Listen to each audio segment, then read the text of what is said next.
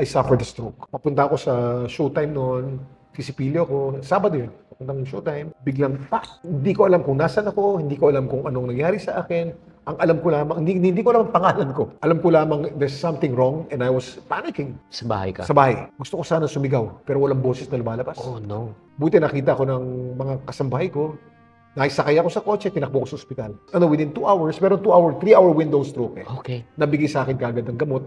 Napunta ako sa stroke unit ng Makati Med. Yung massive stroke dapat ay naging stroke lamang. Oh. Yung massive clot sa utak ko, sa left frontal lobe ko, dahil dun sa gamot, nag-disperse, nakaikot ang dugo. Oh. Pero 3-hour window stroke. Kailangan Okay. mabigay sa iyo yung gamot na yun kaagad. So, ang side effect ng stroke sa akin, hindi ako makapagsalita. At nabobo ako. Kinausap ko ang misis ko. Baka hindi ko na kayang magsumuporta sa pamilya. Hindi ako makapagsalita. Utal-utal ako.